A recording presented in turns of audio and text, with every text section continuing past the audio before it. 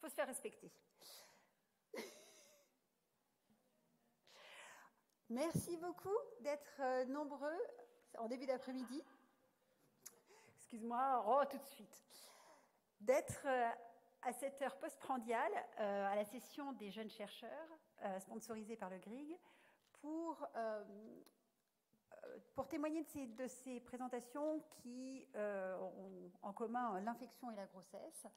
Je crois que nous n'avons pas la chance pour l'instant d'avoir Meriem Alami Mermoni présente, mais nous allons tout de suite accueillir Samira Oukine qui va parler de l'Escherichia coli sérotype K1 et du risque infectieux pendant la grossesse.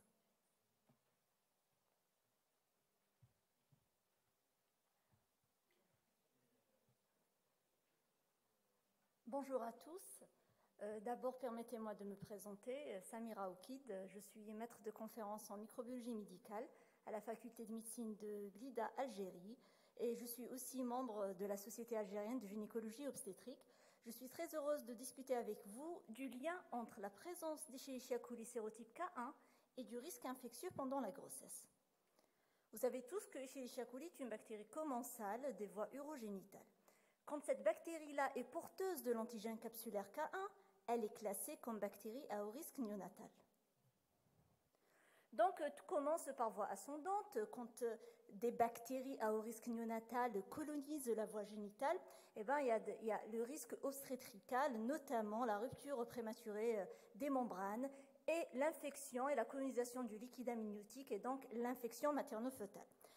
On garde en tête Escherichia coli K1, mais aussi Streptocoque B, qui est la bactérie à haut risque néonatal. Il ne faut pas oublier l'hystéria monocytogenèse. Et aussi, quand on a un écoulement purulent chez la femme, il faut toujours penser au gonocoque. L'infection materno-fœtale, donc, c'est dû à cette colonisation de ces bactéries-là, notamment Escherichia coli K1. Et surtout, on a peur de la méningite néonatale qui cause plus de 30% de mortalité chez le nouveau-né. Escherichia coli K1 donc vient en deuxième position après Streptococcus agalaxiae, qui est le streptocoque B dans la cause des méningites néonatales mortelles. Donc ce travail, c'est les résultats d'un mémoire de fin d'études pour obtention de doctorat, de diplôme de doctorat en pharmacie à notre faculté de médecine de Blida. Ce mémoire que j'ai encadré avec 2 internes en pharmacie. Donc l'objectif de ce mémoire, c'est d'établir un lien entre la présence d'Escherichia coli K1 et le risque infectieux pendant la grossesse. Et ensuite, si je trouve cette bactérie-là, je dois bien lever ce risque infectieux en traitant. Donc on doit connaître aussi l'antibiorésistance de cette bactérie. Ainsi, c'est une étude rétroprospective. On a eu un peu de difficulté à établir cette étude parce que c'était, là vous devinerez, c'est la période Covid entre octobre 2019 et août 2020. Donc nous étions obligés d'arrêter et puis de reprendre. Donc nous nous sommes intéressés aux études cytobactériologiques des urines chez toutes les femmes admises au service de gynécologie obstétrique au CHU de Blida. Ainsi, nous avons rempli la fiche de renseignement, l'âge des patientes, le terme de grossesse, la présence d'RPM et de MAP. L'étude bactériologique est standard, ainsi que l'étude de sensibilité aux antibiotiques obéissait aux recommandations de CLSI. Nos résultats sont les suivants. 240 patientes ont été incluses dans notre étude. La moyenne d'âge, elle est de 28 ans. 75% de ces ECBU, ces études cytobactériologiques des urines, étaient effectuées au 3e trimestre. Les patientes souffraient d'RPM dans 81% des cas et de MAP dans près de 8% de cas. Le taux de positivité de ces urines-là était de 38%. La présence de coli a été observée dans 73% de ces études, de ces ECBU positifs.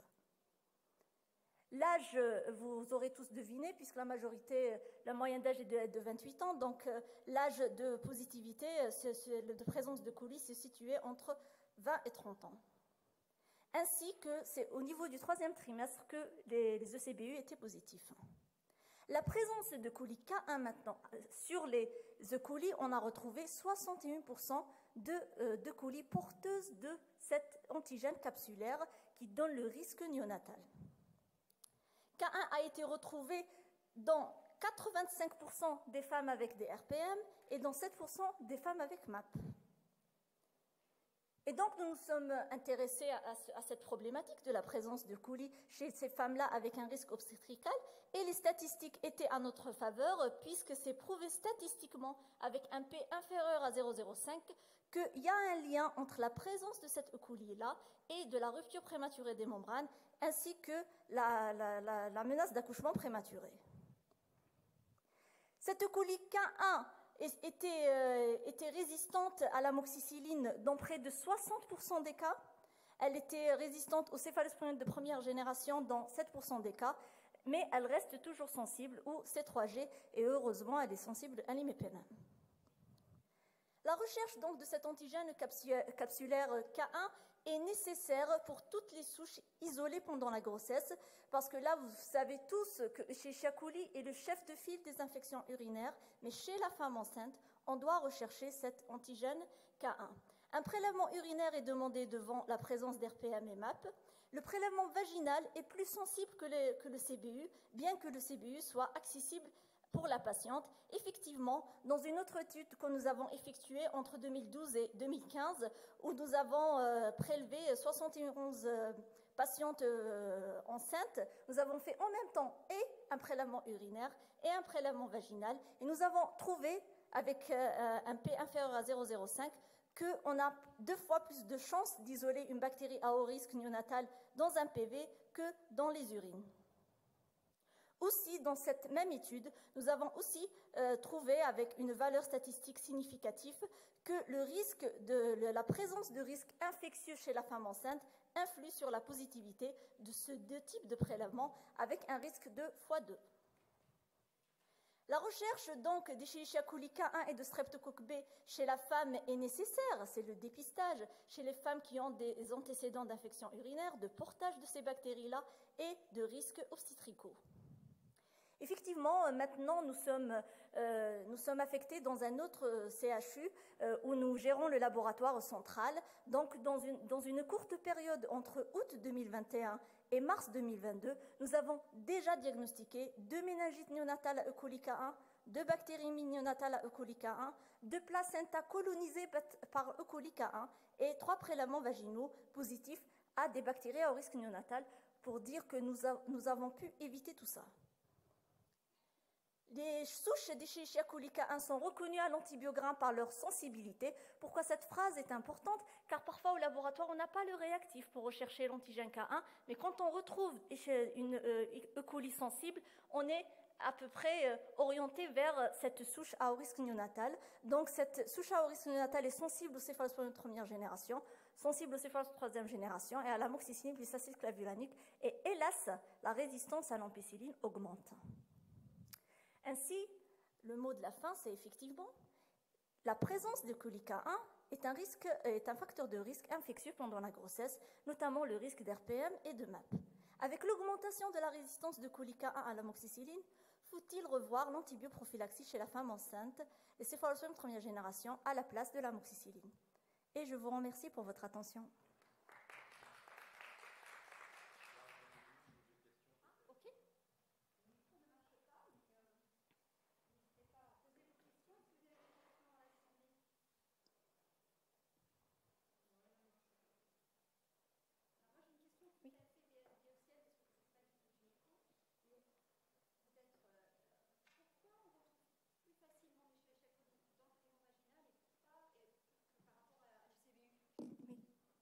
Merci pour la question.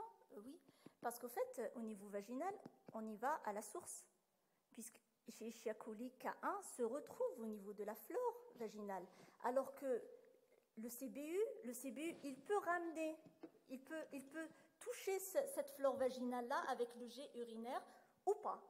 Alors quand on y va au niveau vaginal, vraiment, on va la voir. Et aussi la subtilité de cette Escherichia coli, vous allez me dire, il y a aussi de l'E. coli au niveau digestif.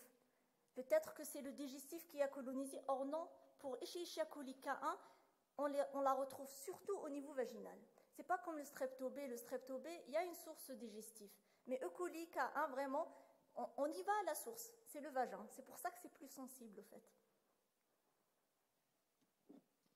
Merci beaucoup. Il y a des questions parmi les biologistes là ou pas? Non. Alors, c'est vrai que c'est un biais, c'est des virologues. Hein, donc, mais bon. Pas de questions dans le public?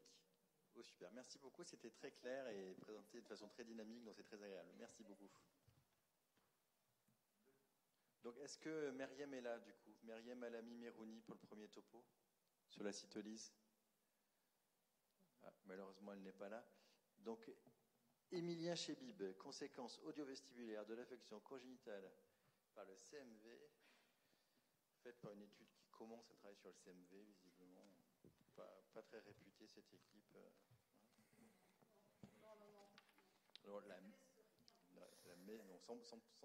sans plaisanter, c'est quand même la meilleure équipe ORL de l'univers.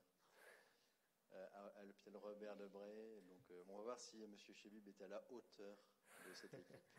Je vais essayer. Bonjour à tous. Donc, je m'appelle Émilien Chebib, je suis interne en ORL à Paris. Et je vous remercie de m'offrir l'opportunité de pouvoir vous parler de ce travail qui porte donc sur les conséquences audiovestibulaires de l'infection congénitale par le CMV avec une certaine vulnérabilité du vestibule. Donc, ce travail a été réalisé dans le service d'ORL pédiatrique de l'hôpital Robert Debré à Paris. Donc, le cytomégalovirus est responsable d'infections materno-fétales dont la transmission materno-fétale augmente a priori au cours de la grossesse, mais dont les séquelles diminuent avec un pic de séquelles au premier trimestre et a priori moins de séquelles au second trimestre et voire quasiment pas au troisième trimestre. Ça touche actuellement 0,5% des naissances en France à peu près, 10% des enfants naissent symptomatiques à la naissance et à peu près 5% de ces enfants décèdent de cette infection congénitale. Il s'agit actuellement de la première cause infectieuse d'handicap neurologique. Et il y a beaucoup de papiers dans la littérature qui décrivent l'association entre cette infection congénitale et la surdité. Et si bien qu'il s'agit de la première cause de surdité acquise de l'enfant. Par contre, l'atteinte vestibulaire avec l'infection congénitale est beaucoup moins décrite. Elle est connue depuis quelques années. Et donc l'examen est non réalisé ou peu réalisé, soit parce que c'est pas connu, soit parce que les équipes n'ont pas l'expertise pour faire des examens vestibulaires chez l'enfant, qui est quand même un examen un peu particulier. Donc l'objectif de cette étude était de définir les atteintes cochléo-vestibulaires en cas d'infection congénitale par le CMV. Donc juste un petit rappel anatomique. L'oreille est divisée en 3 parties. L'oreille externe, je ne sais pas si vous voyez ma souris. Ouais. L'oreille externe, donc, qui comprend le pavillon, le conduit auditif externe, l'oreille moyenne ici avec le tympan et les osselets, et l'oreille interne à l'extrémité qui va être connectée au nerf auditif et au nerf vestibulaire qui va aller ensuite au niveau du tronc cérébral. La partie qui nous intéresse aujourd'hui, c'est l'oreille interne, donc ici avec un zoom, qui, au sein d'une même coque osseuse, comprend à la fois la cochlée, donc cet escargot qui est l'organe de l'audition, et le vestibule qui est l'organe de l'équilibre. Dans le vestibule, on a 2 parties. On a les canaux semi-circulaires ici, qui sont dans les 3 positions, dans les 3 orientations de l'espace et qui vont avoir un rôle de détecter les mouvements rotatoires de la tête et du corps, et les organes otolytiques qui sont dans cette partie ici, qui vont détecter les mouvements translationnels, donc verticaux comme dans un ascenseur par exemple, et horizontaux comme dans une voiture. Et donc c'est cet organe qui va être atteint dans l'infection congénitale par le CMV. Donc cette étude est une étude rétrospective monocentrique qui a repris les données sur 6 ans de 2014 à 2020 chez des enfants qui avaient une infection congénitale confirmée, donc soit par le biais d'une PCR urinaire ou salivaire à la naissance, soit par amniosynthèse avant la naissance, soit par Guthrie a posteriori. Et tout un tas de données ont été récoltées chez ces enfants-là, notamment les données sur la grossesse, sur la naissance, est-ce que ces enfants étaient symptomatiques à la naissance ou pas, le résultat du dépistage auditif à la naissance et tout le bilan audiovestibulaire complet qui est systématique dans notre service pour toutes les infections congénitales ACMV. Donc un bilan auditif avec une moyenne des fréquences de la surdité s'il y en a une, et un bilan vestibulaire qui étudie à la fois les canaux semi-circulaires comme je vous en ai parlé juste avant, et à la fois les organes otolytiques. Donc le flowchart de l'étude montre que nous avions 211 enfants à la base, dont 76 n'avaient pas eu d'examen vestibulaire, donc ils ont été exclus de l'étude, et 5 d'entre eux on n'a pas pu retrouver la confirmation de l'infection congénitale, donc ils ont été également exclus. Donc on a une population de 130 enfants qui, l'âge d'inclusion dans l'étude est le moment de réalisation de l'examen auditif et vestibulaire, et donc on a beaucoup de jeunes enfants, notamment un peu plus d'un quart des enfants qui ont été examinés avant l'âge de 12 mois, ce qui est assez important pour des examens vestibulaires. Ça demande une expertise quand même assez importante. En ce qui concerne les atteintes cochléo-vestibulaires, on a donc 36% d'oreilles internes saines, donc ni surdité ni atteinte vestibulaire, et tout le reste avait au moins une atteinte cochléaire et vestibulaire dans 42% des cas, une atteinte vestibulaire seule dans 16% des cas et une atteinte cochléaire seule dans 6% des cas. Quand on regarde parmi tous les enfants qui avaient une atteinte cochléo-vestibulaire, 92% d'entre eux avaient une atteinte vestibulaire, 75% d'entre eux une atteinte cochléaire, et donc on a significativement plus d'atteintes vestibulaires. Quand on regarde la corrélation entre l'atteinte cochléaire et vestibulaire, donc l'idée c'est de voir si est-ce qu'un enfant, s'il est sourd, est-ce qu'il a plus de chances d'avoir une atteinte vestibulaire et inversement. En effet, on retrouve une corrélation avec un P largement significatif. Concernant les atteintes cochléaires, si on s'intéresse à la sévérité de la surdité, on voit que lorsque l'infection congénitale est responsable de surdité, c'est quand même des surdités qui sont relativement sévères, puisque 28% de ces enfants avaient une surdité sévère à profonde, et ce sont des indications potentielles d'implantation cochléaire, avec dans notre étude 30 enfants qui ont bénéficié d'une implantation cochléaire. En ce qui concerne les atteintes vestibulaires, elles sont assez fréquentes, puisque 52% des enfants avaient une atteinte canalaire et 48% des enfants avaient une atteinte otolytique. Donc les deux organes du vestibule étaient atteints. Ce n'est pas étonnant, puisque, comme on l'a dit au début, la cochlée et le vestibule baignent dans sont logés dans la même coque osseuse. Donc si l'un est atteint, on peut s'attendre à ce que l'autre soit atteint également. Quand on compare les atteintes canalaires et les atteintes otolytiques, on voit qu'il n'y a pas de différence significative. Ensuite, on s'est intéressé à la concordance entre la latéralité de l'atteinte et la sévérité de l'atteinte. Qu'est-ce que ça veut dire ? Ça veut dire qu'on va regarder si une atteinte cochléaire droite va favoriser une atteinte vestibulaire droite ou pas forcément. Et pareil pour la sévérité, est-ce qu'une atteinte vestibulaire sévère, par exemple, veut dire qu'il va y avoir une atteinte cochléaire sévère ? Donc on l'a dit juste avant, il y a une corrélation entre les atteintes. Un enfant qui a une atteinte cochléaire a plus de chances d'avoir une atteinte vestibulaire et inversement. Par contre, il y a une très mauvaise concordance.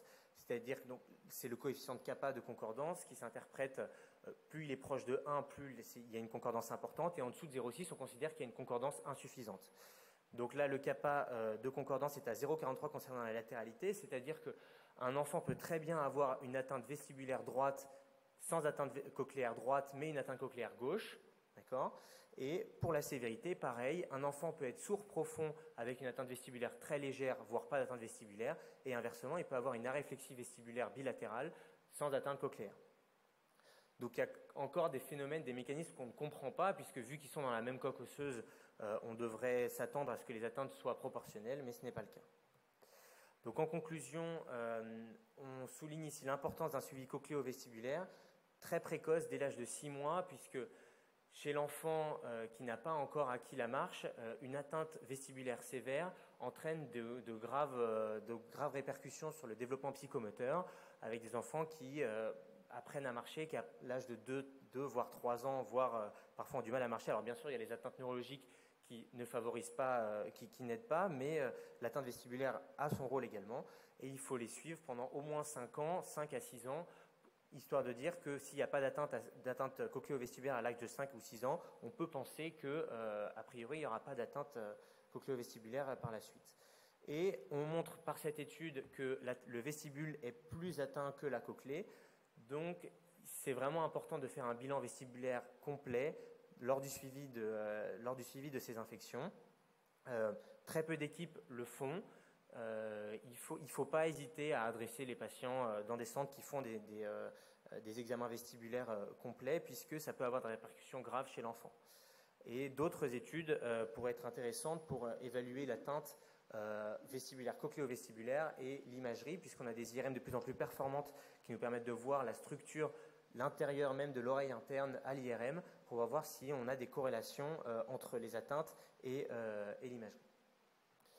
Et donc ce papier a été accepté dans le journal Ear and Hearing le mois dernier et je vous remercie pour votre attention. Merci infiniment, Emilien. Je pense que vraiment le message de ce sujet, de cette présentation, c'est finalement tout le monde regarde, quand on parle de CMV, on parle toujours d'audition et toutes les études internationales ne parlent que de l'audition, mais finalement on ne regarde qu'une partie du problème. Et il ne faut surtout pas sous-estimer le côté équilibre des atteintes de l'oreille interne. Et puis bien sûr, l'autre chose qui est intéressante, c'est bien sûr qu'il faut évaluer les deux oreilles et ne pas se contenter d'une perception, enfin, de ce qu'on appelle un champ libre et qui va tester qu'une seule des deux oreilles. Donc vraiment tester les deux oreilles séparément et le vestibule, donc les deux organes de l'équilibre. Est-ce que vous avez peut-être des questions ?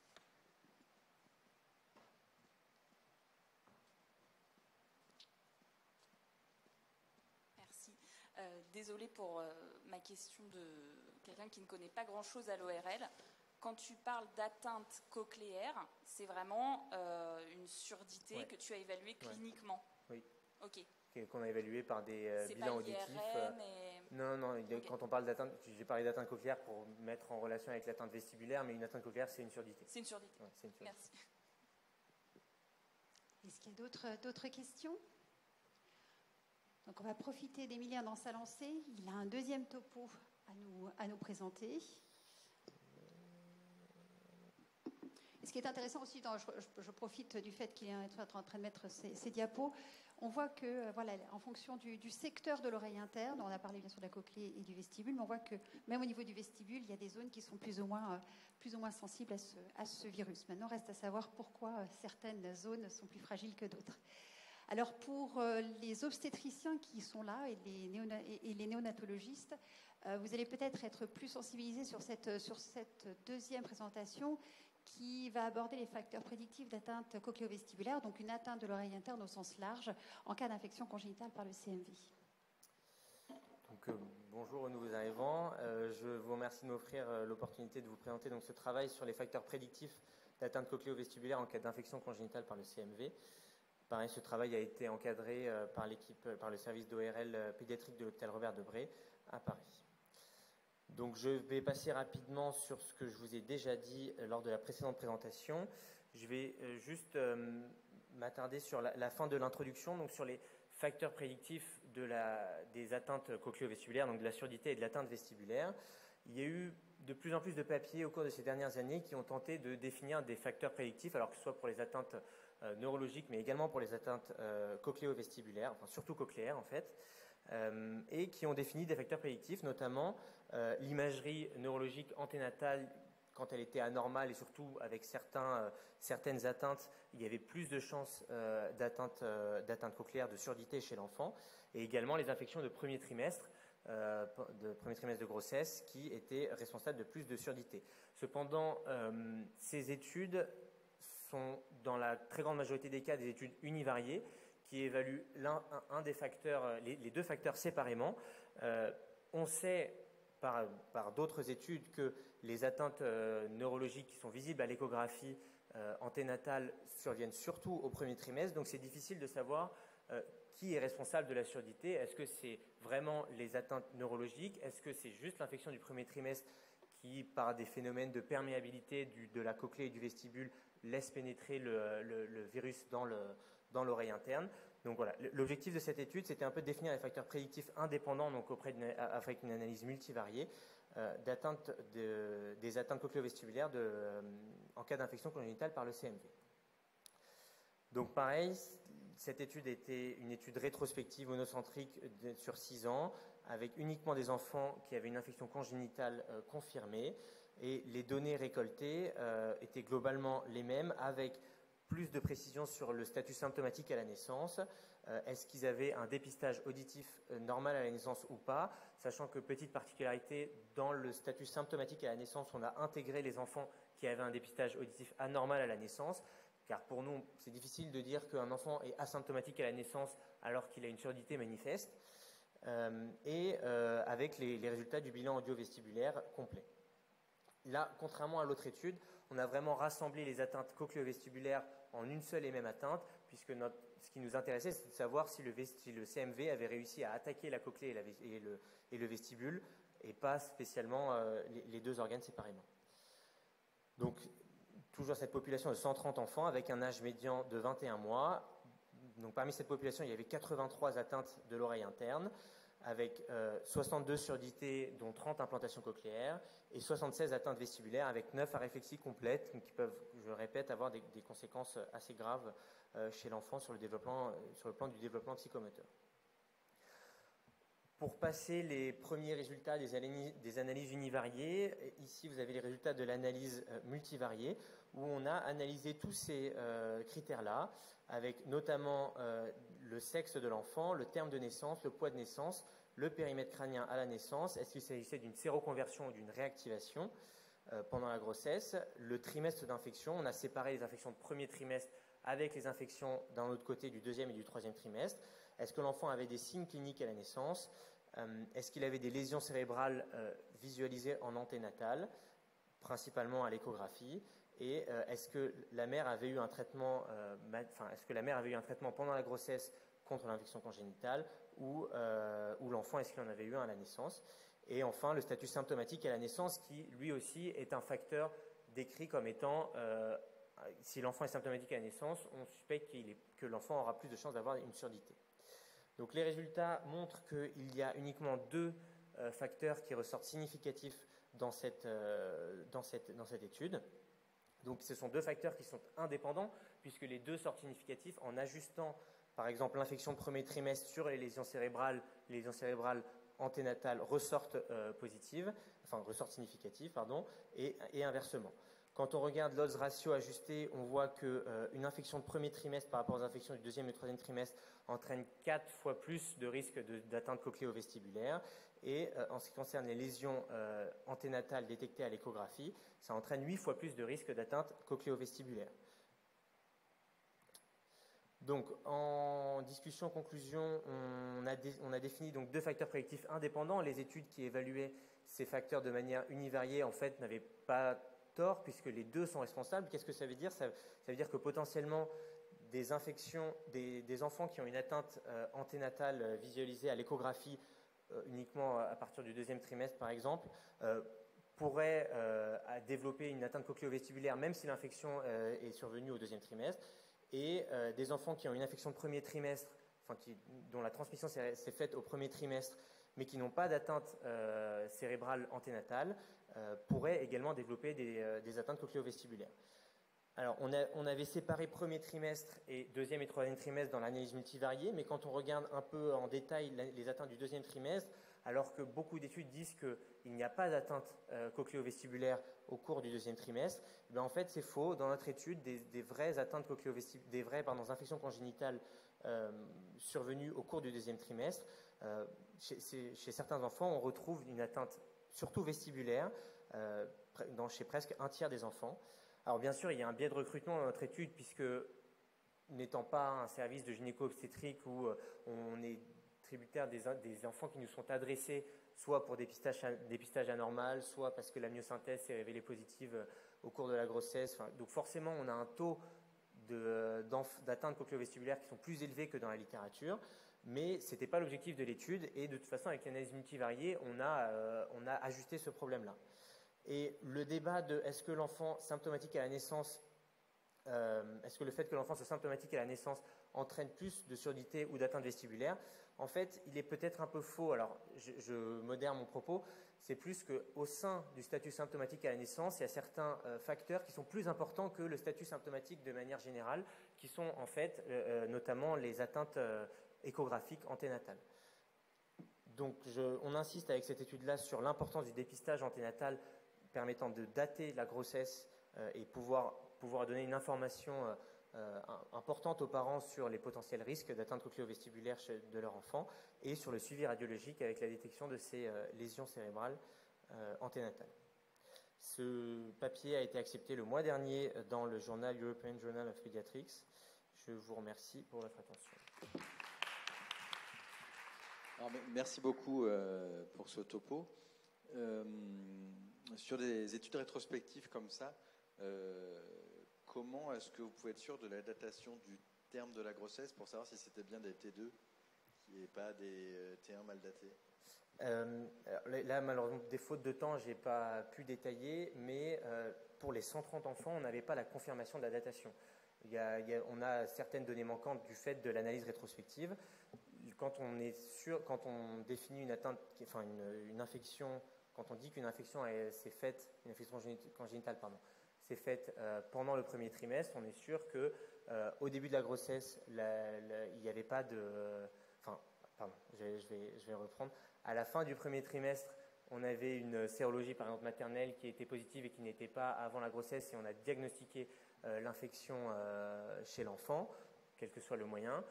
Et pour le second trimestre, on est sûr qu'à la fin du premier trimestre, chez ces mères-là, il n'y avait pas une sérologie négative à la fin du premier trimestre et une sérologie positive à la fin du deuxième trimestre. Ok, d'accord, ça marche. Donc il y a quand même pas mal de patients pour lesquels vous ne saviez pas exactement. Oui, je n'ai pas les chiffres exacts, mais je crois qu'il y a... Du coup, vous en avez tenu compte dans votre analyse? Oui, bien sûr, bien sûr.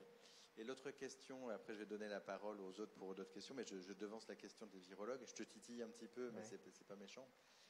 Quand tu dis que tu as 10% d'infections secondaires Quand tu dis que tu as 10% d'infections secondaires dans tes patientes, pareil, comment est-ce que vous avez fait le diagnostic d'infection secondaire?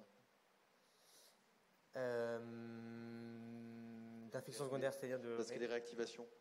Oui. Parce que c'est pas forcément des réactivations d'ailleurs, ça peut être des réinfections. Oui, ça peut être... Oui, pardon. Donc du coup, je trouve vous en avez beaucoup, je trouve. Enfin d'ailleurs, vous en avez de façon significative, donc ça prouve bien que ça existe. Mais voilà, je voulais savoir comment est-ce que vous avez fait le diagnostic de ce qu'on appelle les NPI, les Non-Primary Infections. Oui. C'est le même principe que pour la datation du trimestre de l'infection, c'est des femmes qui avaient une sérologie positive au début de la grossesse. Avec une avidité très élevée alors? Je pense. Ouais. Il faut que je vérifie. Mais... Oui, de toute façon, il y a forcément ce biais-là dans ce recrutement, mais c'est des choses qui sont importantes à garder à l'esprit. Ça illustre aussi que les seules patientes qui ont zéro risque, c'est les patientes séronégatives. Est-ce que vous avez des questions dans la salle? Docteur Cordier? Non, tu ne peux pas parler fort.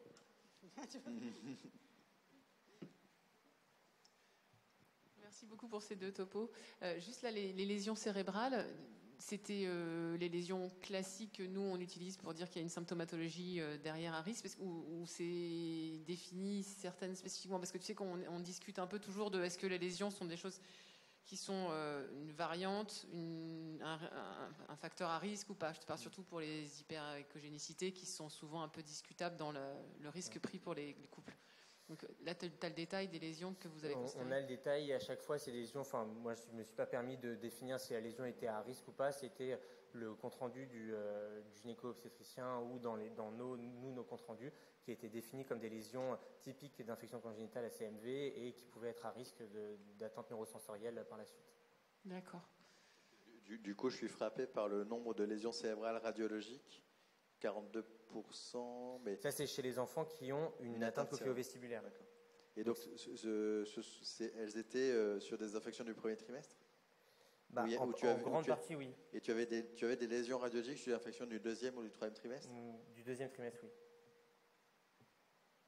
Pas du troisième. Mais il faudrait voir lesquelles c'était. Sous réserve que la datation soit bien efficace pour ces cas-là. Et que ce soit des lésions qu'on considère maintenant comme pathologiques. Enfin, c'est toujours Oui, parce que ça fait un certain temps, le début de l'étude c'est sur 6 ans, donc ça remonte à un moment où on avait encore un doute sur tout ce qui était écogénicité. Donc c'est peut-être à mettre en revérifier.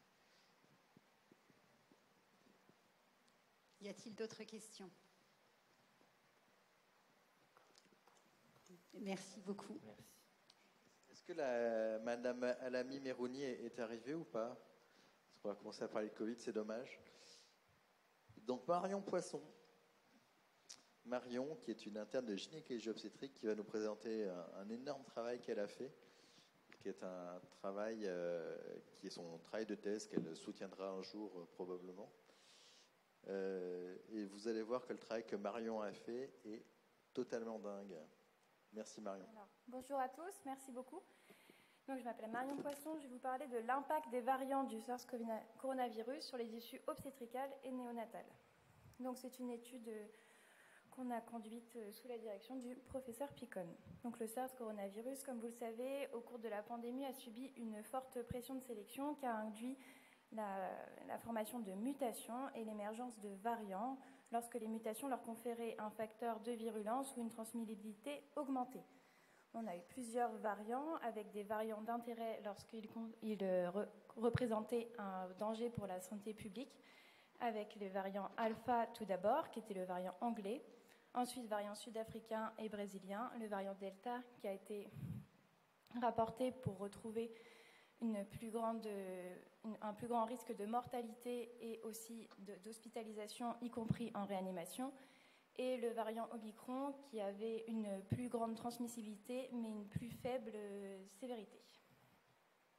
Au niveau obstétrical, il y a eu beaucoup d'inquiétudes au début de la grossesse, au début de l'épidémie. On connaît maintenant les complications obstétricales de l'infection à coronavirus avec une plus forte prématurité spontanée, mais aussi induite liée à la sévérité de l'infection respiratoire maternelle. Également des complications à type de prééclampsie et de mort fœtale in utero. La sévérité des infections maternelles, comme on l'a vu, est augmentée pendant la grossesse et il a été rapporté dans 2 études américaines conduites par l'équipe de Adhikari, d'abord en juillet 2021 qui comparait la période pré-delta puis la période delta, et ensuite en avril 2022 une nouvelle étude qui comparait avec la période Omicron et qui retrouvait une plus grande sévérité de l'infection avec le variant delta. Il y a aussi une étude française qui est en cours et qui rapporte dans ses premiers résultats des résultats similaires. Il y a par contre peu de données sur l'impact des complications obstétricales et néonatales de ces variants, donc c'est ce qu'on a voulu déterminer avec cette étude. On a réalisé une étude de cohorte rétrospective observationnelle sur dossiers médicaux qui concernaient des patientes qui avaient eu cette infection documentée à SARS coronavirus entre janvier 2020 et mars 2022 pendant leur grossesse. Nos 3 centres étaient Antoine Béclair, Lumouriez et l'hôpital Bichat. On a recueilli des données sur la sévérité de l'infection maternelle, les poids de naissance, l'état néonatal, l'hospitalisation des nouveau-nés, les modalités d'accouchement, césarienne en urgence, les pathologies obstétricales, l'issue de grossesse en général, les complications maternelles et toute hospitalisation. On a pris pour critères de jugement principaux des critères composites, l'un obstétrical et l'autre néonatal, qui avaient déjà été utilisés par l'équipe de Bader en 2021. Le critère obstétrical qui regroupait accouchement prématuré, prééclampsie, césarienne en urgence, thrombose veineuse profonde et perte de grossesse, ainsi que décès maternel. Et le composite néonatal qui regroupait faible poids de naissance, admission en soins intensifs néonatal et un Apgar inférieur à 7 à 5 minutes de vie. Pour identifier le variant, soit on se rapportait au dossier médical ou alors aux données de nos laboratoires, ou on a réalisé pour les patientes dont le variant était indéterminé une extrapolation en fonction des données épidémiologiques mises à disposition par Santé publique France, avec les enquêtes régionales et départementales GEOD. On a au total, on a recueilli les données de 594 patientes, on en a exclu 84 qui avaient des variants indéterminés et inextrapolables, et il y avait des variants de faible effectif qu'on a dû exclure aussi pour un certain nombre de patientes.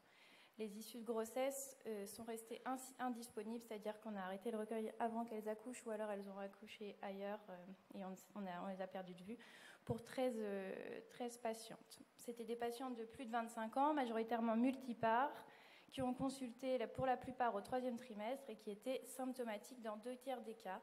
Donc on a eu 4 grands variants, le virus sauvage et les alpha qui sont prédominants, le delta et l'omicron.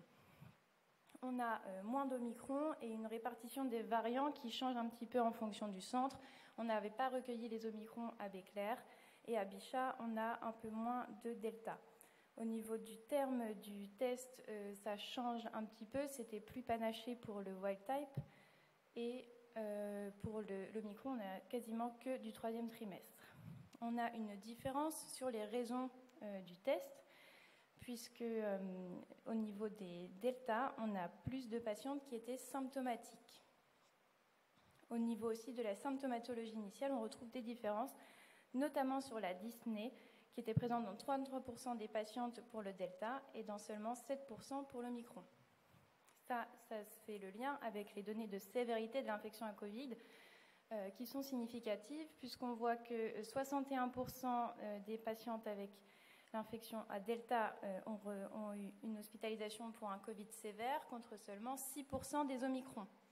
L'administration d'oxygène est aussi significative, ainsi que l'administration d'une corticothérapie anténatale. On a, au niveau de l'issue de grossesse, on a un petit biais qui fait que, en fait, il y a plus d'issues de grossesse qui étaient indisponibles pour l'Omicron, donc on a un biais sur le pourcentage de naissances vivantes. Et là, je n'ai pas fait apparaître les données manquantes sur l'issue. Au niveau de la délivrance et de la grossesse, il n'y a pas d'autres variables qui sont significatives, hormis l'hémorragie du postpartum, avec un peu plus dans le virus sauvage. Au niveau de l'analyse principale, il n'y a pas de significativité sur les critères composites, y compris lorsqu'on a exclu toutes les patientes asymptomatiques dans l'analyse de sous-groupe. Au niveau du centre, on retrouve une tendance plus large à l'hospitalisation à l'hôpital Bichat et avec Lumouriez et Béclair, des hospitalisations qui sont plus pour des patientes plus sévères. La pneumopathie prouvée est rapportée dans plus de cas chez les patientes de Bichat parce qu'ils faisaient des scanners de manière plus large. Donc ça montre une petite hétérogénéité dans les prises en charge entre nos 3 maternités. Au total, on n'a pas de différence sur les issues néonatales et obstétricales en fonction des variants, même après exclusion des asymptomatiques, mais on garde la différence de la sévérité maternelle, ce qui est concordant avec la littérature. La population, elle a une bonne représentativité de la population française. On a une petite hétérogénéité de prise en charge.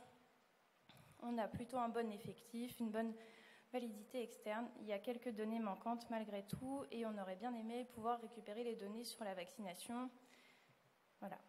Au niveau de l'interprétation, il y a quelques difficultés. On sait qu'il y a le rôle de l'immunité acquise et donc de l'immunité acquise et la vaccination sur la sévérité, mais cela finalement va renforcer la sévérité intrinsèque du variant Delta. Et aussi un effet temps. Il y a eu forcément une modification des modalités de prise en charge des infections sévères pendant la grossesse au cours de ces 2 ans.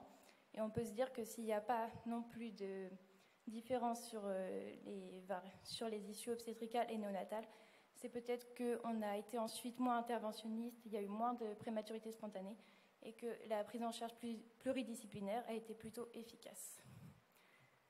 Voilà, au total, pas de différence sur les variants, sur les issues obstétricales et néonatales, mais une sévérité de l'infection maternelle augmentée pour les variants alpha et a fortiori delta.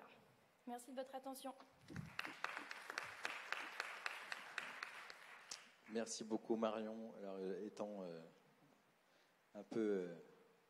faisant un peu partie du truc, je n'ai pas posé de questions directement, je vais laisser la foule te poser des questions. Je vais quand même juste en poser une. Je suis troublé par le 0 Omicron à Béclair. Vous êtes résistant à l'Omicron à Béclair? J'ai juste pas... On a arrêté le recueil avant que je fasse le recueil à Béclair, c'est pour ça. Ah, d'accord. Non, Et celui que tu as eu la semaine dernière, c'était quoi? Est-ce que vous avez des questions pour Marion dont il faut souligner quand même, aller éplucher 500 dossiers sur 3 hôpitaux, c'est quand même un énorme travail. Donc bravo Marion. Et puis tu as été un petit peu aidé par quelques-uns de tes collègues et puis par Alexandre. Mais vraiment, c'est un travail monstrueux. Est-ce que quelqu'un a des questions à poser? Super. Ben, écoute Marion, merci beaucoup. On va passer au topo suivant. On n'a toujours pas Myriam? Non.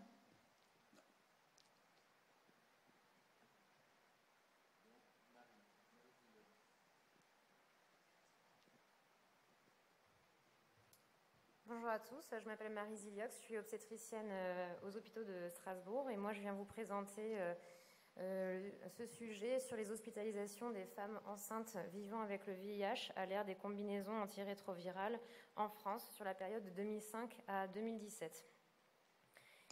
En France, actuellement, on a une incidence de 1500 naissances par an environ de femmes enceintes qui vivent avec le VIH. La généralisation du traitement de ces femmes enceintes par les antirétroviraux puissants, quel que soit leur statut, a permis d'une part d'améliorer le pronostic vital, avec une espérance de vie actuellement qui rejoint celle de la population qui n'est pas infectée par le VIH. Et d'autre part, l'enjeu majeur était la prévention de la transmission mère-enfant du virus, puisque celle-ci actuellement est inférieure à 1% grâce à ces combinaisons puissantes. Les thérapeutiques, elles sont en constante évolution avec l'émergence de nouvelles molécules, de nouvelles combinaisons, et on pourrait se poser la question des effets indésirables au vu des traitements parfois très complexes. Plusieurs études ont suggéré une augmentation du risque de diabète gestationnel, de certaines toxicités rénales, hépatiques, et voire de complications obstétricales comme une augmentation d'incidence de prééclampsie ou d'accouchement prématuré. Les études sont assez contradictoires, bien qu'une étude majeure a suggéré tout de même que les multithérapies amélioraient les issues obstétricales et néonatales avec peu de complications pour la mère. Aux États-Unis, il y a eu 2 études majeures portant sur les hospitalisations des femmes enceintes vivant avec le VIH, sachant que les hospitalisations sont le reflet des complications en cours de grossesse. Et les études ont mis en évidence que les hospitalisations étaient plus fréquentes pour le motif de causes infectieuses surajoutées, mais avec une instabilité dans le temps, avec quand même au total une morbidité plus élevée pendant la grossesse avec des issues obstétricales plus défavorables. En France, pas de données publiées à ce sujet et c'est ce pourquoi nous avons mené une analyse au sein de l'enquête périnatale française dont l'objectif principal était d'étudier le taux et les motifs d'hospitalisation des femmes enceintes vivant avec le VIH et d'en étudier l'évolution spatio-temporelle et certaines autres caractéristiques entre 2005 et 2017. Et l'objectif secondaire, c'était d'évaluer le taux d'hospitalisation et l'incidence pour 4 pathologies principales que sont la prééclampsie, le diabète gestationnel, la cholestase gravidique et l'hémorragie. Pour ce faire, donc, nous avons mené notre analyse au sein de la cohorte prospective nationale de l'enquête périnatale française. C'est une cohorte qui est coordonnée par l'INSERM et parrainée par l'ANRS et qui inclut depuis 1986 plus de 20 000 couples mère-enfant, ce qui représente 75% des femmes vivant avec le VIH en France. L'objectif principal de cette cohorte, initialement, c'était évidemment d'évaluer le taux de transmission de la mère à l'enfant du virus du VIH, et il y a des objectifs secondaires comme l'étude de la tolérance et l'incidence des complications obstétricales, entre autres. Il y a plusieurs volets, et nous, notre étude, elle a inclus toutes les femmes qui ont accouché entre 2005 et 2017 sur le volet de l'ANRS CO1. Et donc, c'est un suivi prospectif. Les variables que nous avons étudiées, ce sont les hospitalisations en dehors de l'accouchement avec leurs caractéristiques, ainsi que les motifs d'hospitalisation que nous avons regroupés en plusieurs sous-catégories. Et nous avons ainsi donc étudié les 4 pathologies principales énumérées juste avant, avec d'autres variables comme la répartition temporelle et géographique et d'autres variables sociodémographiques. Au total, nous avons eu une inclusion totale de 8 634 patientes. On a distingué les hospitalisations totales, incluant les hospitalisations de jour et les hospitalisations de plus de 2 jours ou égales à 2 jours. Le taux d'hospitalisation totale était de l'ordre de 30%, et pour les hospitalisations d'une durée égale ou supérieure à 2 jours, le taux d'hospitalisation était de l'ordre de 23%, avec une évolution qui était stable finalement dans le temps. Pour la répartition territoriale, on avait une différence significative avec plus d'hospitalisations en région parisienne et en Île-de-France qu'en province. Et pour les séjours d'une durée supérieure à 2 jours, au sein de la province, on avait une différence significative avec plus d'hospitalisations dans la région de la Loire que dans la région du Midi. La majorité des hospitalisations ont eu lieu au cours du 3e trimestre de la grossesse, avec une durée d'hospitalisation moyenne de l'ordre de 5,7 jours pour la première hospitalisation des patientes et une durée totale moyenne de 7 jours et demi.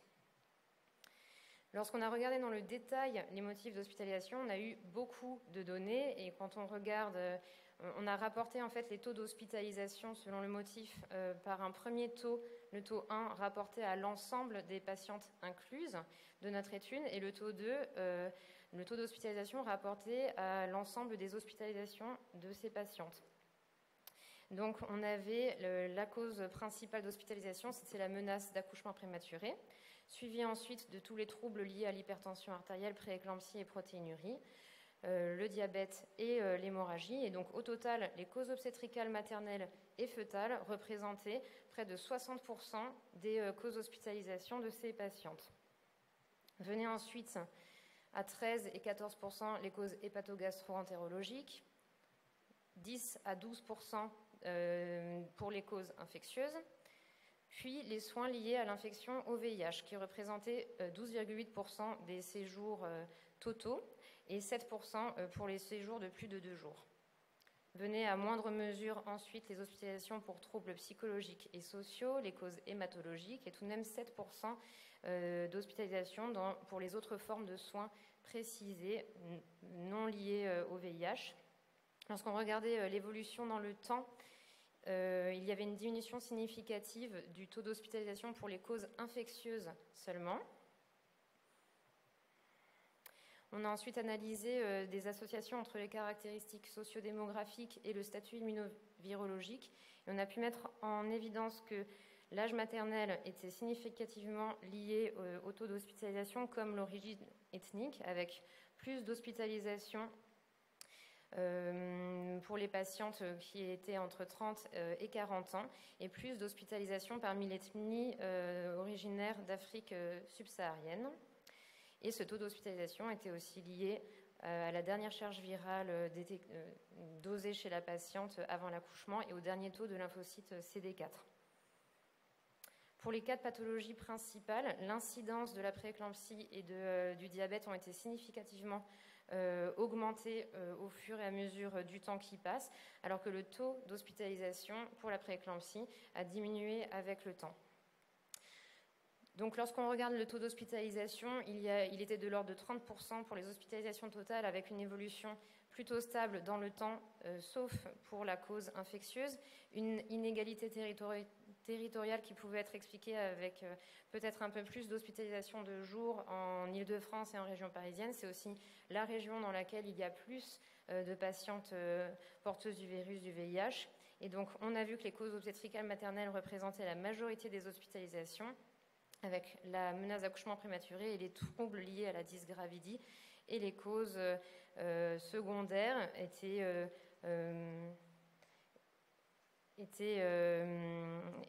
un peu moins fréquentes, avec tout de même 3,8% d'hospitalisation pour les soins liés au VIH. Le taux d'hospitalisation était plus important pour certaines catégories d'âge, et il était lié à l'ethnie et à la dernière charge virale et au dernier taux de lymphocytes CD4 avant l'accouchement, mais n'était pas lié à d'autres caractéristiques sociodémographiques. Et quand on regardait les motifs d'hospitalisation pour soins liés spécifiquement au VIH, le taux d'hospitalisation était plus élevé lorsque le délai entre le diagnostic d'infection à VIH et le début de la grossesse était court, lorsque la première consultation pour la patiente avait lieu au 3e trimestre ou lorsque le traitement était initié pendant la grossesse. On a vu que l'incidence de la prééclampsie et le diabète ont augmenté au fur et à mesure du temps, mais c'est probablement lié à l'âge maternel qui avance et aux dernières recommandations qui ont été émises pour le dépistage du diabète, avec une incidence qui a augmenté, mais le taux d'hospitalisation était en diminution, donc on pourrait penser qu'il y a une tendance à des formes moins sévères et probablement moins précoces. On a comparé ces données à l'enquête périnatale française, à l'enquête nationale périnatale qui, elle, est une cohorte qui qui en fait a des données nationales sur la santé périnatale, mais qu'on a pris comme référentiel pour la population non infectée. Et on a pu voir que le taux d'hospitalisation de la population non infectée de femmes enceintes était de l'ordre de 14%, donc c'est quand même nettement inférieur à notre taux d'hospitalisation de 23%, mais ça pourrait être lié à des motifs très spécifiques d'hospitalisation liés au VIH pour notre population infectée. Mais sinon, pour tous les autres critères, les données d'hospitalisation pour les motifs étaient assez comparables, que ce soit pour les pathologies principales. Et lorsqu'on comparait aux données américaines, par rapport à ces deux études majeures, nous avions des données qui étaient plutôt comparables avec un taux d'hospitalisation qui était quand même nettement moins important pour l'hypertension artérielle et la prééclampsie, de l'ordre de 2 fois moins dans notre population française. Voilà, pour ne pas dépasser, je vais juste finir avec les points forts de notre étude. C'était la taille de l'échantillon qui était quand même très importante et avec une bonne représentativité, un travail original sur une cohorte prospective nationale. Le recueil des données était homogène et on a pu comparer quand même avec un modèle national et international qui était similaire dans le design. En conclusion, on a pu voir que les taux et les motifs d'hospitalisation étaient stables dans le temps. Seul le taux d'hospitalisation pour les causes infectieuses avait diminué dans le temps. L'incidence des pathologies de la prééclampsie et du diabète ont augmenté, mais avec un taux d'hospitalisation qui a diminué de manière significative pour la prééclampsie. Le taux d'hospitalisation était un peu plus élevé que dans l'enquête nationale périnatale, mais sinon les résultats étaient comparables à la population non infectée. Et voilà, on espère que ça va pouvoir améliorer encore la santé des femmes enceintes vivant avec le VIH. Je vous remercie de votre attention. Merci infiniment. C'est vrai qu'on oublie presque le HIV après tout ce Covid qu'on a eu ces dernières années, et puis un petit peu le CMV. C'est bien aussi de refaire un état des lieux sur ces femmes qui vivent avec le HIV et les enfants. Petite question toute simple, ces enfants nés dans les suites de cette infection, enfin chez des mères HIV, j'imagine qu'ils sont suivis, les enfants, ensuite pour... Oui, c'est dans un autre volet de l'ANRS que nous, on n'a pas du tout étudié dans l'étude, mais ça fait partie du suivi. Je crois que c'est un suivi prospectif jusqu'à l'âge de 18 ans, si je me souviens bien. Merci. Voilà. Y a-t-il d'autres questions dans l'Assemblée ? Merci beaucoup, c'était un très très beau travail. C'est vrai que c'est une grosse cohorte et on peut que te féliciter.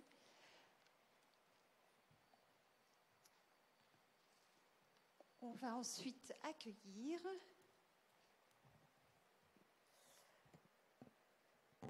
on va accueillir Claire, une certaine Claire, on l'a déjà croisée, qui va nous parler des infections secondaires à CMV pendant la grossesse, analyse rétrospective. Oh, oh, oh, merci.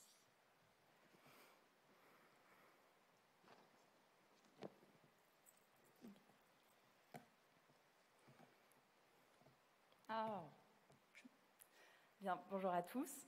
Donc moi je suis Claire Périllot-Dubois et je vais vous parler des infections secondaires à CMV pendant la grossesse avec une analyse rétrospective sérologique et moléculaire chez 47 patientes.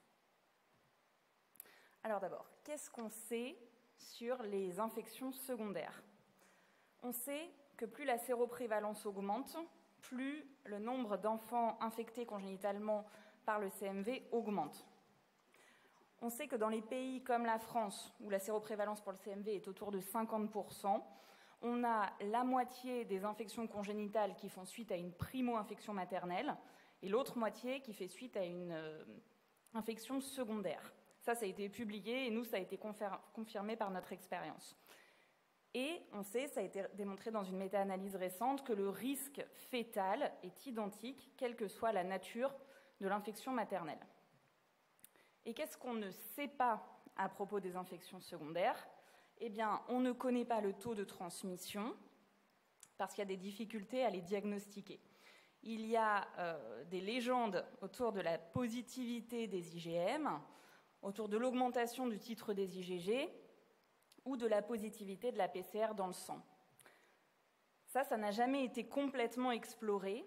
Et d'autre part, on sait que la positivité des IgM ou que l'augmentation du titre des IgG peuvent être observées pendant une stimulation polyclonale non spécifique du système immunitaire et que ça n'a rien à voir avec une infection maternelle. Donc maintenant, le diagnostic des infections secondaires, c'est un vrai challenge pour nous virologues. Quand on parle de dépistage systématique du CMV, on en parlera. Alors, notre population d'études, c'est une étude rétrospective. On a identifié 48 nouveau-nés infectés congénitalement par le CMV, soit suite à un dépistage néonatal systématique, soit suite à des infections congénitales symptomatiques. Et ces nouveau-nés étaient nés de 47 femmes enceintes avec infection secondaire. On a défini l'infection secondaire comme une infection congénitale prouvée avec des IgG positives et une avidité élevée avant 10 semaines d'aménorrhée ou une séropositivité CMV connue avant la grossesse.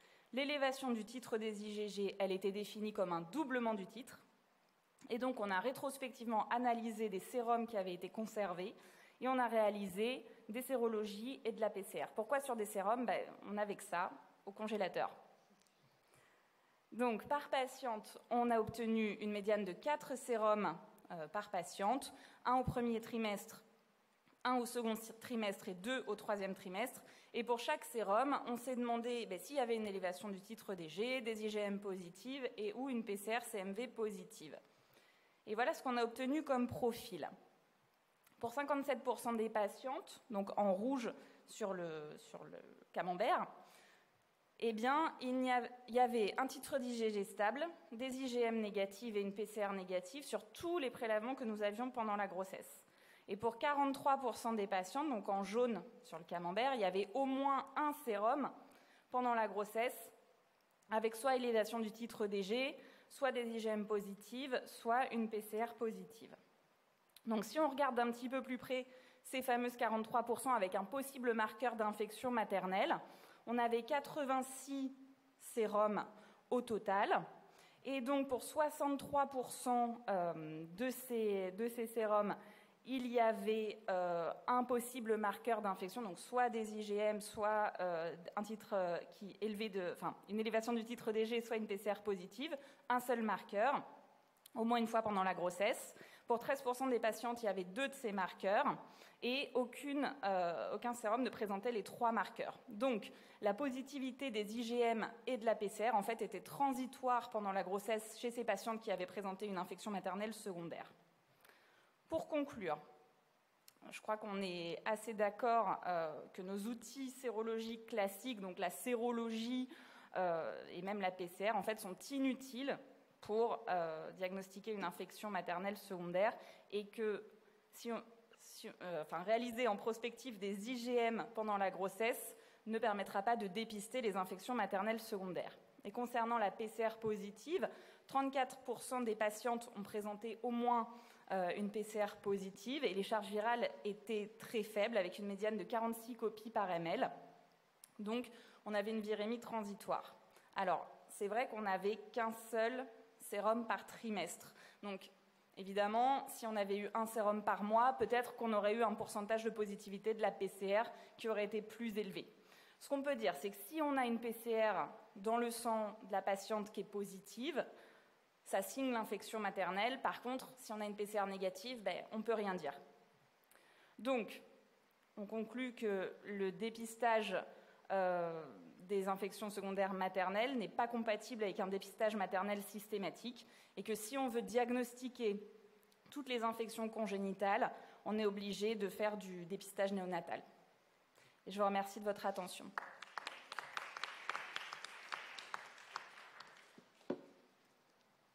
Je ne suis même pas sur la photo, c'est scandaleux.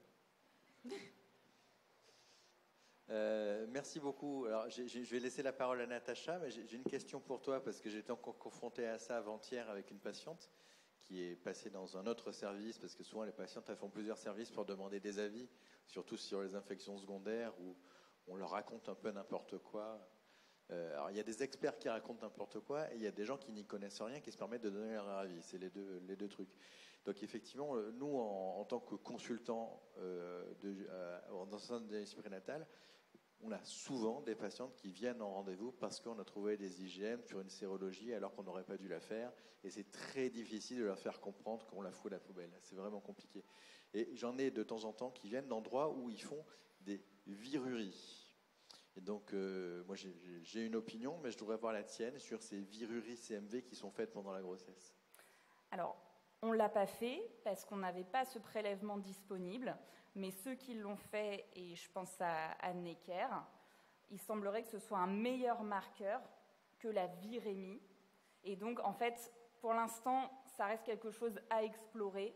Et à la limite, s'il y avait un marqueur à privilégier, ça serait celui-ci, plus que la virémie, c'est sûr. Probablement que la virurie serait plus intéressante parce que moins transitoire. Donc après, de là à voir si c'est compatible avec un dépistage, pour l'instant, on n'a pas le recul, il nous manque des études, mais c'est un marqueur qui serait intéressant d'aller regarder et il y en a qui le regardent. Du coup, ma patiente qui arrive avec cette sérologie qui n'aurait pas dû être faite, est-ce que je lui fais une virurie ? C'est toujours pareil. Si tu lui fais et qu'elle est positive, bingo. Et si tu lui fais et qu'elle est négative, ben, tu peux rien dire. Donc, déjà, quand tu as fait les IgG positives avec les IgM positives, l'avidité qui dit infection de plus de 3 mois, donc déjà, tu as éliminé la primo-infection. Et ensuite, si tu veux savoir s'il y a une infection secondaire, ben, pour l'instant, on n'a pas de marqueur certain. Mais la virurie, oui, ça serait quelque chose d'intéressant à explorer. Là, déjà, on voulait faire le point sur les marqueurs très classiques, justement dans cette idée de légende et d'IgM et de titre des IgG. C'était important de faire ce point-là. Maintenant, on va pouvoir penser à étudier d'autres marqueurs, dont la virurie ou la PCR salivaire. Enfin, on peut imaginer plusieurs choses. Charles, tu as encore un protocole de recherche à écrire. Natacha. Merci beaucoup pour cette mise au point. Alors, question piège. Finalement, si moi je me mets du côté de ce que disait Emilien tout à l'heure, on a envie de dépister en cours de grossesse les femmes séronégatives pour avoir la date de séroconversion. Si la femme est CMV positive, on est embêté. Donc, quel serait le protocole pour toi, en fait, quel que soit, de suivi, de dépistage? On s'arrête là. Pendant la grossesse, on s'arrête là. Elle est IgG+ à T0 de la grossesse. On accepte que là, on doit s'arrêter là. On n'a pas les marqueurs. S'il y a une anomalie échographique, en fait, il faudra rechercher le CMV. Et sinon, après, il faut accepter qu'on ne pourra pas aller plus loin dans le dépistage de l'infection maternelle en anténatale pour l'instant. Et après, c'est du dépistage néonatal si on a envie. Y a-t-il d'autres questions? Merci beaucoup. Je crois qu'après, c'est Maxime. On va quitter la clinique pour aller vers la souris. Bien sûr, comme dirait Steinbeck, des souris et des hommes, ou là plutôt des souris et des femmes. Un petit peu de littérature. Donc on va parler d'une molécule antivirale qui s'appelle le Tomeglovir et que l'on a mis on a testé son efficacité par rapport au traitement des références, le ganciclovir, chez un modèle de souris. Merci Natacha, bonjour à tous. Donc, moi je m'appelle Maxime Tabé, je suis interne d'ORL à Reims et j'ai eu la chance de faire mon Master 2 dans le service d'ORL de l'hôpital Robert Debré avec Natacha Tessier. Et donc effectivement je vais vous parler donc, de l'efficacité et de la tolérance du Tomeglovir en comparaison au ganciclovir sur la préservation de l'audition, donc sur un modèle murin d'infection materno-fœtale par le cytomégalovirus. Donc sans rentrer dans les détails, puisqu'on en a déjà un petit peu parlé, la surdité liée au CMV, c'est la première cause non génétique de surdité congénitale et il y a environ un peu plus de 12% des enfants atteints de CMV congénitale qui vont développer une surdité. Actuellement, quand cette surdité elle s'installe, on n'a pas de moyen de rétablir une audition normale. La seule chose qu'on peut faire, c'est essayer de contrôler, limiter l'évolution et la dégradation de la surdité par des traitements précoces. Et c'est ce qu'on fait actuellement avec le ganciclovir, mais malheureusement, comme vous le savez, c'est un médicament qui est responsable d'une forte hématotoxicité et il y a également des troubles dysgonadiques à l'adolescence qui peuvent apparaître. Alors dans notre équipe de recherche, au sein de l'équipe Neurodhydro INSERM, donc à l'hôpital Robert Debré, on a essayé de tester différentes molécules et moi je vais vous parler plus particulièrement du Tomeglovir puisque ça a été l'objet donc de mon Master 2 et qui visait donc à comparer son efficacité à celle du ganciclovir. Donc pour ce faire, on a utilisé donc des souris OF1 qui sont des petites souris blanches non consanguines et bien sûr non immunisées par le cytomégalovirus murin et donc qu'on a injecté au 13e jour de gestation directement dans les poches amniotiques pour pouvoir simuler une infection materno-fœtale par le CMV. Et donc tout ça, ça fait donc bien sûr dans le laboratoire A2 après avoir recueilli les différents consentements éthiques et les accords de nos ministères de tutelle. Et donc, on a obtenu des souriceaux donc infectés par le CMV qu'on a ensuite répartis dans différents groupes. On avait bien sûr un premier groupe contrôle qui n'était pas infecté par le CMV, qui nous servait en fait d'avoir une référence en termes de seuil auditif chez ce type de souris. On avait un deuxième groupe témoin qui était donc infecté par le CMV, pour lesquels on ne proposait pas de traitement pour pouvoir avoir une idée donc, de l'évolution naturelle sans traitement des seuils auditifs. Le groupe 3, je ne vais pas trop en parler, c'était un groupe en fait, qu'on a fait en plus, un groupe contrôle pour nous, pour la toxicité en fait, des solvants qu'on injectait aux souris. Et donc on avait 2 groupes traitements, le groupe ganciclovir et le groupe tomeglovir. Et donc on a réalisé des injections donc, par voie intrapéritonéale chez nos souris à la naissance, à raison de 2 injections par jour, matin et soir, pendant 21 jours. Et ensuite, on s'est intéressé donc, en priorité au seuil auditif, donc en potentiel évoqué, recueilli à 3 semaines, 6 semaines et 9 semaines. Et on a aussi regardé le poids de ces souris à ces différents temps. Et en fin de 9e semaine, sur les coupes histologiques, la présence ou non de lésions immunohistochimiques et histologiques en lien avec le cytomégalovirus. Et on a aussi recherché les différents effets indésirables tout au cours de l'intervention.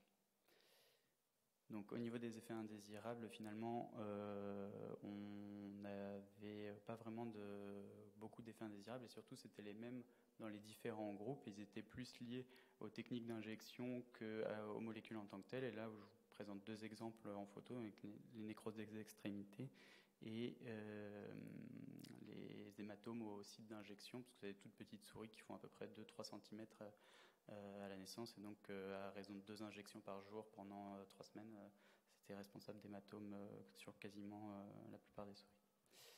Au niveau du poids, il n'y avait pas de différence particulière, quel que soit le groupe, et on a aussi regardé en sous-groupe mâle et femelle, il n'y avait pas de différence non plus.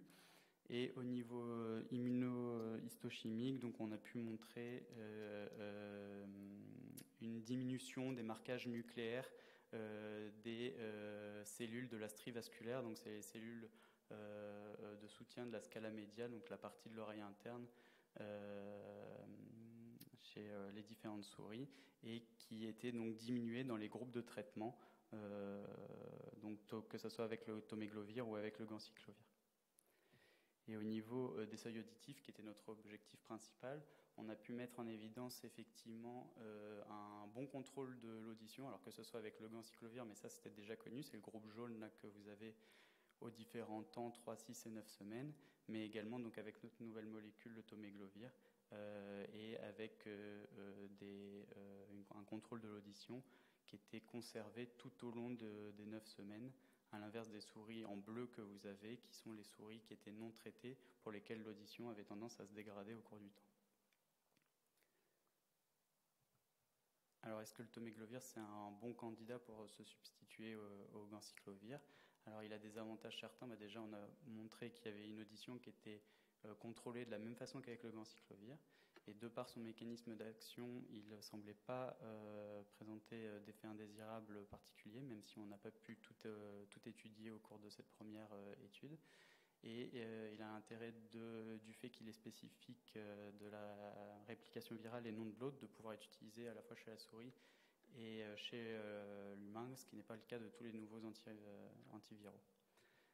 Il a quand même plusieurs inconvénients, mais c'est une molécule qui est actuellement pas sur le marché clinique, qui n'a pas d'AMM, donc c'est une molécule qui coûte cher, sur laquelle on a peu de données finalement scientifiques, et pour lesquelles il y a des propriétés physico-chimiques, notamment de dilution, qui sont relativement complexes et qui nécessitent des solvants pour pouvoir être injectés.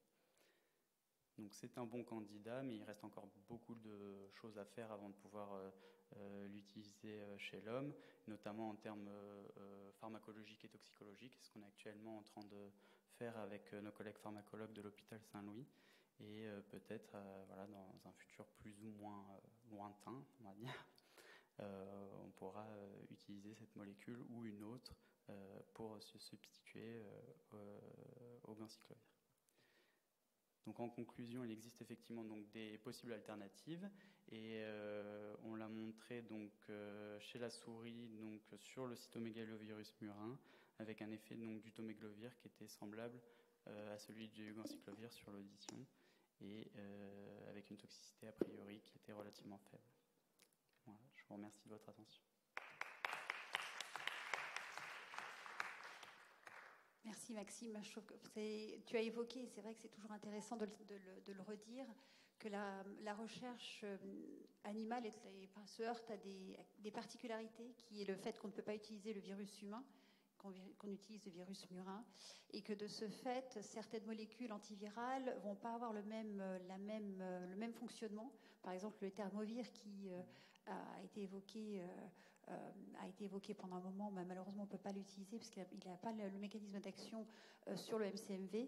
Donc c'est vrai que ça montre un petit peu les particularités auxquelles on peut être confronté quand on fait de la recherche sur les virus et sur des modèles murins. Donc voilà. Et puis on verra si cette molécule trouve ou pas un jour une application humaine, mais en tout cas c'est vrai que c'était un très beau travail, et bravo. Est-ce qu'il y a des questions? Docteur Angel Cordier. La toxicité du coup du ganciclovir sur les souris, c'était quoi? C'est des toxicités qui sont connues. Nous, on ne les a pas réévaluées dans cette étude-là, mais c'est la neutropénie qu'on avait déjà... Mais là, si vous comparez la toxicité de la molécule sur vos souris, vous avez regardé les effets secondaires, vous me dites, les effets secondaires sont identiques si vous avez comparé ça? Oui, en fait, on n'a pas regardé les effets hématologiques parce qu'on n'a pas eu la possibilité de le faire là, sur nos souris. C'était vraiment les effets indésirables qu'on observait tout au cours de l'intervention, qui étaient en fait plus liés aux techniques d'injection, à l'anesthésie générale et toutes ces choses-là. On n'a pas observé d'autres effets indésirables dans la limite de ce qu'on a observé, c'est-à-dire cliniquement en fait. Oui, mais l'intérêt de ta nouvelle molécule, c'est d'enlever le problème hématologique de celui d'avant. Donc en fait, c'est ça qu'on attend de ta réponse. Enfin, pour moi, ce qui m'intéresse dans ta molécule, c'est que j'ai pas les complications de l'autre. Donc si tu me montres pas sur tes souris que tu n'as pas les complications de l'autre, tu as juste montré qu'il y a une autre molécule qui fait pareil. Mais il faut qu'elle fasse mieux. Mieux en termes de complications. Si elle fait bien en tant qu'efficacité, c'est super, mais on a déjà ce qu'il faut. Donc il nous faut la preuve que hématologiquement, on n'a pas les mêmes complications, et comme ça on pourra se dire c'est mieux de prendre celle-là, tu vois. Donc c'est dommage de ne pas avoir cette part-là. Vous ne pouviez pas du tout sur... Il y a eu un contretemps avec le labo, et du coup, malheureusement, dans les conditions de stockage des tubes n'ont pas permis de faire l'étude derrière.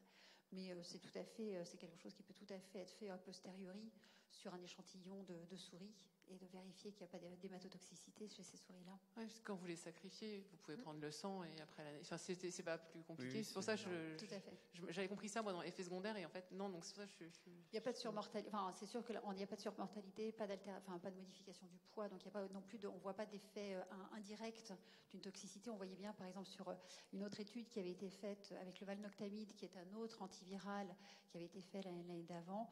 On avait beaucoup plus de toxicité sur les extrémités, sur le poids, qui est finalement est un certain critère qui n'est pas objectif, mais indirect quand même, sur la tolérance des animaux. On voit bien que quand les animaux ont une insuffisance hépatique ou autre, ou une neutropénie, seront plus à risque de mourir d'une infection ou autre. Alors c'est indirect, mais ça veut dire quand même qu'il y a... Okay, d'accord, merci beaucoup. Est-ce qu'il y a d'autres questions dans la foule? N'hésitez pas, on a un petit peu de temps pour discuter. Lucille, non? Je suis sûr que c'est ta dont tu discutais avec Violaine. Écoute, merci beaucoup pour ce travail de Master 2 et donc peut-être une thèse après derrière pour poursuivre ou pas alors? Ouais. Faut être motivé. Merci beaucoup. Toujours pas de nouvelles de Meriem, hélas. Et donc Charles Egloff, qui est un habitué de ces sessions de jeunes chercheurs du GRIG. Il n'est plus très jeune. Hein. Ouais. Et il est encore chef de clinique. On peut dire qu'il est encore jeune. Jalouse. Bonjour tout le monde. Charles Egloff, effectivement, chef de clinique à Louis Mourier. Et merci au GRIG de me réinviter du coup. Ouais.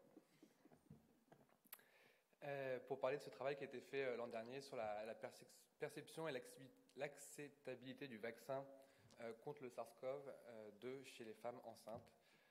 une enquête française qui a été publiée dans PLOS ONE.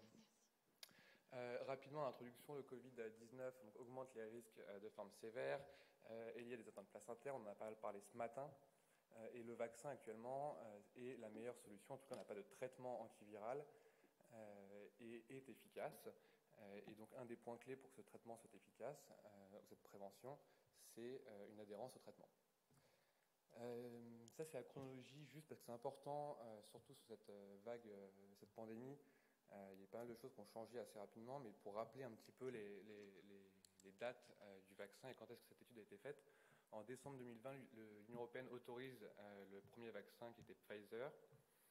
En janvier 2021, il y a des premiers communiqués du GRIG et du SENGOV qui plaident pour un élargissement de la vaccination aux femmes enceintes. En mars 2021, la HAS ne contre-indique pas le vaccin pour la grossesse, et les termes sont importants. Et enfin, en avril 2021, c'était la Direction générale de la santé qui, à ce moment-là, recommande la vaccination chez les femmes enceintes. Nous, notre étude, elle a eu lieu donc avant cette recommandation pour la vaccination chez les femmes enceintes. On avait commencé à vacciner les femmes enceintes depuis quelques mois à peine. Et donc l'objectif était d'évaluer l'acceptabilité des femmes enceintes à se faire vacciner contre ce SARS-CoV-2 avec ce nouveau vaccin et de déterminer les différents facteurs qui pouvaient influer leur perception. C'est une étude multicentrique française avec 2 centres à Strasbourg et 5 centres en Île-de-France qui a eu lieu donc entre février 2021 et avril 2021 sur 6 semaines. Les critères d'inclusion, c'est toute femme enceinte qui se présentait à une consultation de suivi à la maternité. Et donc, c'est une enquête en ligne anonyme, c'est-à-dire que les patientes avaient accès via un QR code qui était affiché en consultation à un questionnaire qu'elles pouvaient remplir de manière anonyme avec des questions démographiques sur l'âge, l'origine géographique, leur niveau d'éducation, sur l'obstétrique, le terme auquel elles étaient, la parité, les différentes comorbidités qu'elles pouvaient avoir, leurs antécédents personnels et notamment toute leur histoire avec le Covid, si elles avaient déjà été infectées, s'il y avait des gens qui étaient infectés dans leur entourage, et les connaissances qu'elles avaient de la vaccination. Et enfin, il y avait cette question, et je l'ai remise telle qu'elle a été demandée dans le questionnaire, puisque c'est toujours intéressant dans ce type d'études d'avoir les questions précises. C'était « Accepteriez-vous d'être vacciné contre le virus de la Covid-19 » Donc au final, on a 664 patientes incluses dans cette étude. Et donc le principal résultat, c'est savoir est-ce que vous seriez d'accord pour vous faire vacciner. Il était de 30%. C'est-à-dire que 70% des patientes refusées ne souhaitaient pas se faire vacciner et 30% souhaitaient se faire vacciner. Alors le pourquoi, très majoritairement, c'était pour se protéger soi-même, protéger ses relations et réduire le risque de Covid chez leur enfant. Dans celles qui ne souhaitaient pas se faire vacciner, les principales motivations à refuser cette vaccination, c'était les effets secondaires liés au vaccin qui venaient d'être autorisés depuis quelques mois, bien qu'il y ait déjà eu des recommandations par les sociétés savantes qui encourageaient les femmes enceintes à se faire vacciner. Et donc, il y avait été 80% des patientes qui avaient peur de ces effets secondaires, ou alors considéraient qu'il n'y avait pas assez de recul liés au vaccin pour les effets secondaires, et pas assez de recul pour savoir si le vaccin était vraiment efficace. Donc les caractéristiques des patientes, parce qu'on va c'était une population par rapport à la population française, on avait des patientes qui étaient, au niveau du diabète, on avait 20% en moyenne de patientes qui étaient diabétiques, un petit peu plus celles qui ne voulaient pas se faire vacciner, la tension 10% et l'obésité 31%. Et c'était assez bien réparti en termes de trimestres de grossesse. On avait un peu tous les trimestres qui étaient représentés. Alors les principaux facteurs qui étaient associés avec le taux d'acceptation de la vaccination, celles qui souhaitaient se faire vacciner, c'était les patientes qui étaient plus âgées, c'était les patientes qui étaient européennes, qui avaient un niveau d'éducation plus élevé et qui étaient multiparts. Et un point qui est peut-être le plus important dans toute cette étude, c'est que celles qui avaient discuté de la vaccination avec un soignant étaient plus enclins à se faire vacciner. Et on avait regardé si celles qui étaient ou souhaitaient se faire vacciner contre la grippe, logiquement, étaient aussi plus enclins à se faire vacciner contre le SARS-CoV-2. On n'avait pas retrouvé chez les patientes qui avaient fait une infection, savoir si elles étaient plus enclines à se faire vacciner. Il n'y avait pas de relation. En revanche, on avait une tendance quand même sans seuil de significativité statistique chez les patients qui avaient fait une forme sévère, puisque 6% des patients qui avaient fait une forme, enfin, il y avait 6% des patients qui souhaitaient se faire vacciner dans le groupe oui, contre 2% dans celles qui n'avaient pas souhaité de vaccin. Et donc ça, c'est les principaux résultats, le résultat principal dont je vous ai parlé sur la connaissance et la discussion avec les soignants. Savez-vous qu'un vaccin existe? Donc les patientes savaient toutes que le vaccin existait. Et dans le groupe qui souhaitait se faire vacciner, 40% avaient discuté de cette vaccination avec un soignant, contre seulement 24% dans le groupe non, ce qui est resté pas non plus énorme comme taux de manière générale. Et c'était principalement des gynécologues obstétriciens.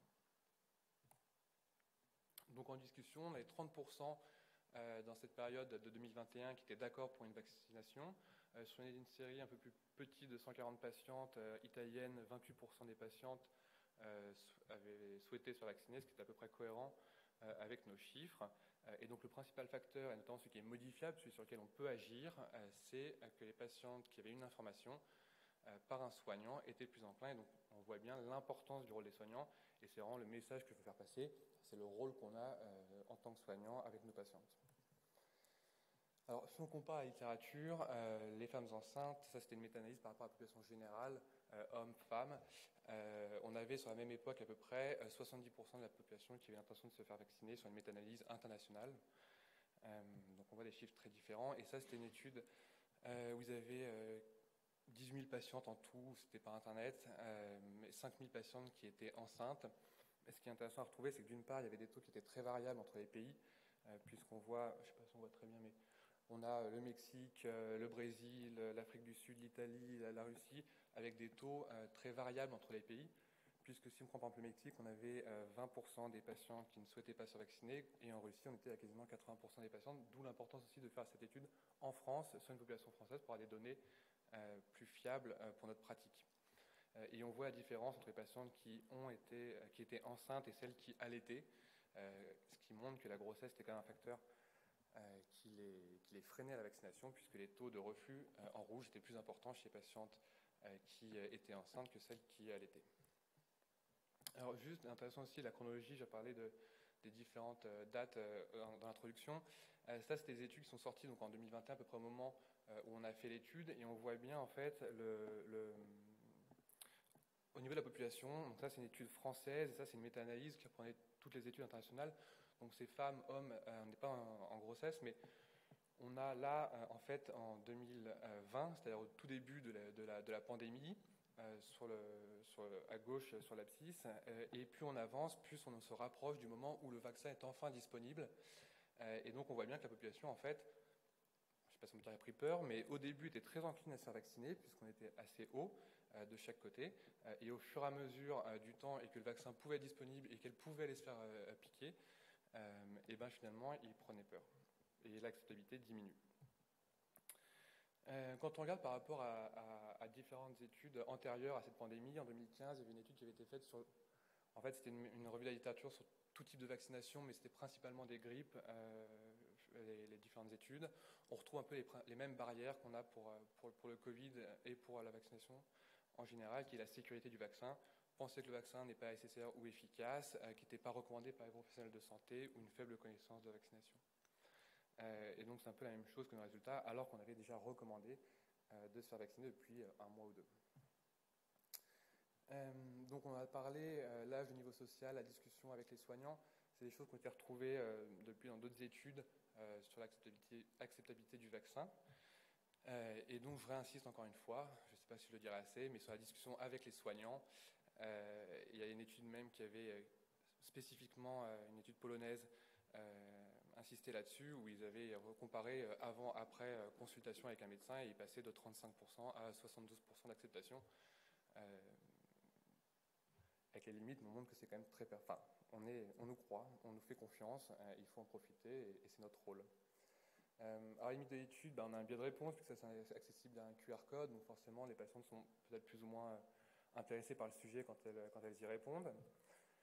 Quand on compare à l'enquête nationale périnatale pour voir si une population représentative, on avait un peu moins de population dite européenne, alors que nous, c'était juste européens On n'avait pas précisé français ou comme dans l'enquête nationale périnatale.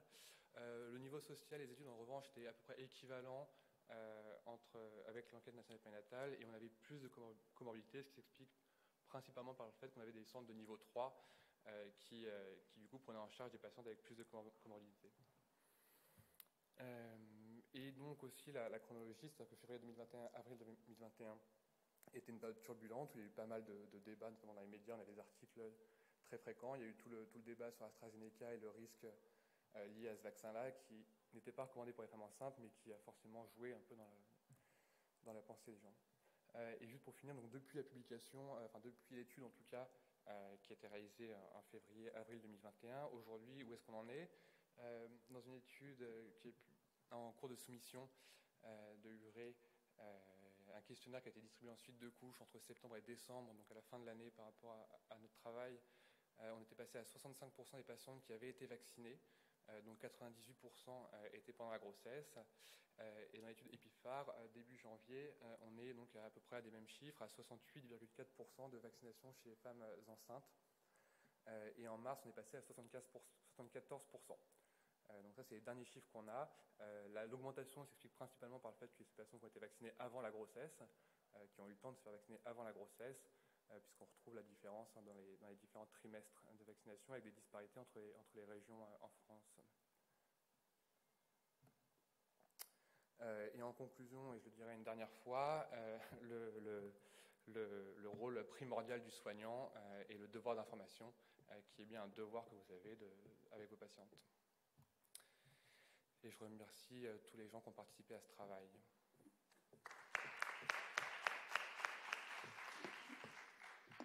Merci pour ce très beau travail. On aurait envie presque d'avoir le...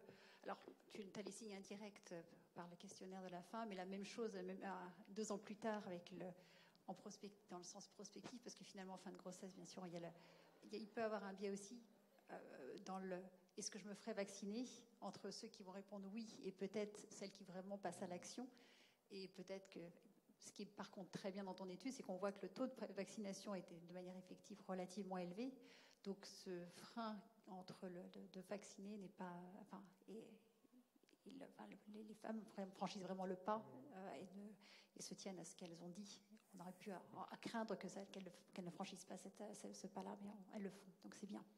Oui, ce qui est difficile, c'est que c'était une acceptabilité a priori. Alors c'est vrai que maintenant on a beaucoup plus de données. On avait déjà des données à l'époque, on n'a pas fait n'importe quoi en prenant la vaccination chez la femme enceinte, je tiens à le dire, on avait déjà des données.